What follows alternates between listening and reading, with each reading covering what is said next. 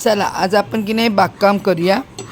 आमच्या म्हणजे माझ्या घराला की नाही बाल्कनी अशी मोठी नाही, गॅलरी पण म्हणता येणार नाही. अशी छोटीशी बारी असते ना, त्याला असं थोडीशी जागा आहे. त्यात मी काही अशी झाडं लावलेली आहे. हे बघा, काल रात्री की नाही मी थोडं काम केलेलं.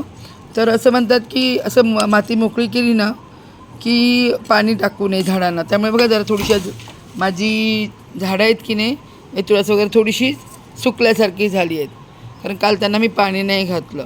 पण आता म्हटलं परत एकदा थोडंसं माती त्यांची मोकळी करते. हे त्यांना कसं नाही त्यांच्यामध्ये मुळांना हवा लागते ना, म्हणजे ऑक्सिजन मिळतं, त्यांना हवा मिळते, खेळती राहते हवा.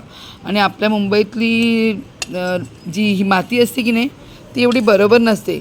हे बघा कशी एकदम ना खूप कडक कडक होऊन जाते, मग त्या मुळापर्यंत त्यांना ऑक्सिजन मिळत नाही असं म्हणतात.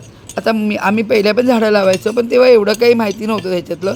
आत्ताही हे सगळं बघतो ऐकतो दुसरीकडून, जेव्हा कळतं की खूप काही करतात हे लोक, झाडात काय काय घालत असतात, कुठले कुठले खात असतात आणि काही ना काही नाही टाकत असतात. आता ते सगळं काही मला आपल्याला माहिती नाही कुठे मिळतं काय मिळतं ना.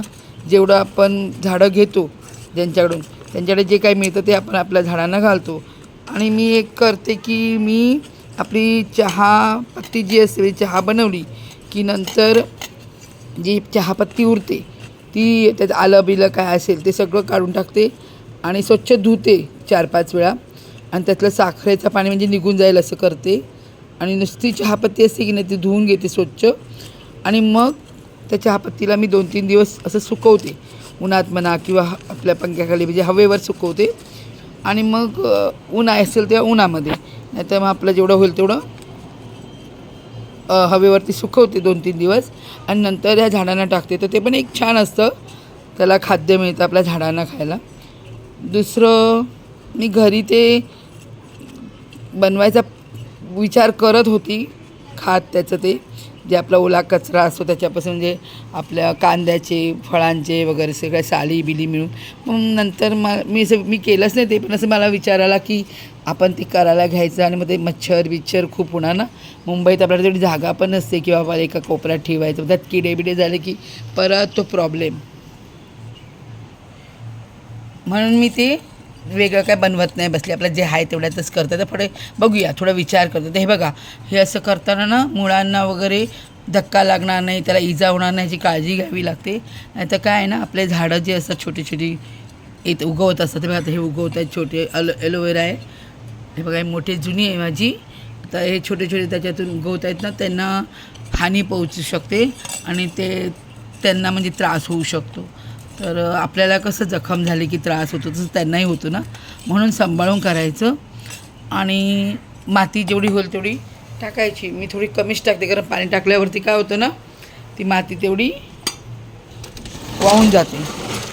म्हणून मी थोडीच टाकते. आज मी की नाही, मी आजपर्यंत फक्त सुकी हळद टाकायची, पण आज मी हे पाणी बनवले हळदीचं आणि ते टाकणार आहे. आता या झाडांना आपण ना तुळशीला पहिलं टाकूया थोडं हळदीचं पाणी. मी हळदीच्या पाण्याने म्हणे त्यांना काही रोग होत नाहीत, काही त्यांना कीटक वगैरे लागत नाहीत. तर मी त्याच्यात तेवढे टाकली आहे. सगळ्यामध्ये थोडी 2-2 चम्मच टाकते, चमचे हळदीच्या पाण्याचे. त्यांना म्हणे खाद्य पण होतं आणि त्यांचं रक्षण पण होतं किटाणूंपासून वगैरे ना. तर आणि माझ्याकडे जागा नाही, त्याच्यामुळे ना मला कुंड्या पण जास्त घेता येत नाही, कारण त्यामुळे सगळी जागा अडून जाते आणि मग प्रॉब्लेमच होतो. त्यामुळे की नाही, आता ही बघा, ही कुंडी किती मोठी आहे ना, तर हात पण नाही, अशी हलत राहते. अशी मला वरच्यावर ठेवावी लागली, आतमध्ये जात पण नाही. त्या अशी छोट्या घेतल्या की त्यात झाडं मोठी मोठी झाडं लागणार नाही. मग मी म्हटलं सध्या आपण बघूया, असंच करूया की होता होईपर्यंत, मग जशी झाडं मोठी होतील तसं मग मी ह्या कुंडीत की नाही, मी ही त्या झाडांबरोबर झालेली कुंडी आहे प्लॅस्टिकची, त्याच्यामध्ये मी अशा बिया टाकलेल्या कसल्या पण. आता बघू त्याच्यातून काय उगवतं आहे ते मला पण माहीत नाही आहे. तर ते आणि हे बघा, हे फुलांचं झाड आहे, हे आहे बघा, हे सफेद गुलाब छान आलेले, पण काल पाणी न टाकलं मला थोडे सुकले गेले. आता आपण या सगळ्यांना हळदीचं पाणी टाकून घेतो आहे.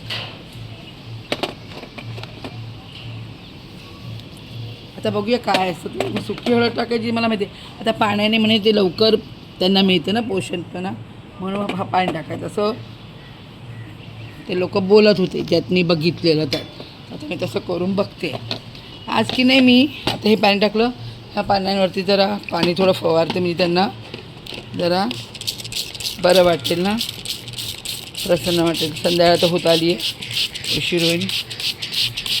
हे बघा ही अपराजिता येत आहे, खूप येतात त्याची, अशी मोठी होते खूप, आणि फुलं पण येतात. पण माझी एक पाकळीचंच फुलं आहे ते, निळ्या रंगाचे. माझ्याकडे जांभळ्या रंगाचं नाही, निळ्या रंगाची ही अपराजिता. खूप वेळा व्हिडिओत मी टाकलेलं आहे हिला. खूपच छान फुलं आली की सुंदर दिसतं. नाही जे शेंगा येतात त्याचा पण उपयोग होतो, परत त्यातल्या बिया लावू शकतो. मी ह्याच्यातच टाकत असते आतमध्ये, आणि ते बघा येतात छोटे छोटे असे उगवतात. हे बघा एक दिवस पाणी नाही टाकलं तर किती खराब झाली माझी झाड. म्हणून मला ते ना कोणाचं असं ऐकून करायला आवडत नाही, पण म्हटलं बघूया तरी त्यांचं काय. पाय बिचारे माझ्या झाडांची हालत खराब झाली, तर बघूया काय होतं बिचाऱ्यांचं. त्यांना काय होऊ नये देवा. माझं खूप म्हणजे आपलं हे असतं ना, मन बसलेलं असं. इतके दिवस आपण झाडांबरोबर राहतो, त्यांना प्रेमाने हात लावून त्यांची फुलं बिलं वापरतो, आणि त्यांना असं काय झालं की खूप वाईट वाटतं मला. ठीक आहे, आता बघा हे पाणी टाकलं. आता मी थोडं साधं पाणी पण टाकणार आहे झाडांना, म्हणजे त्यांना पटकन त्यांची तहान संपेल.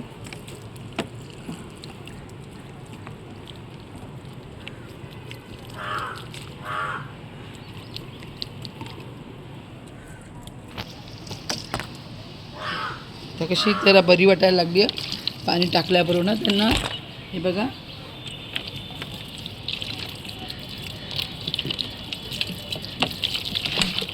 आज जरा भरपूरच पाणी टाकावं लागेल,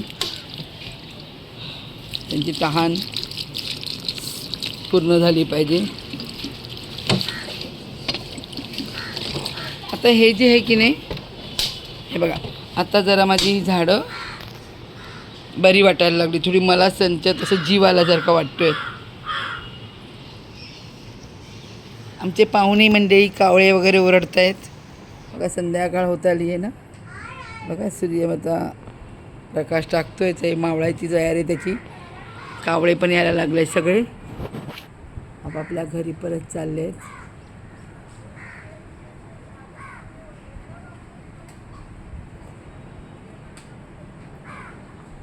चला, थँक्स की तुम्ही माझा हा व्हिडिओ बघता आणि मला प्रोत्साहन देता, त्याबद्दल मी तुमची आभारी आहे. परत पुढच्या व्हिडिओत आपण भेटूया.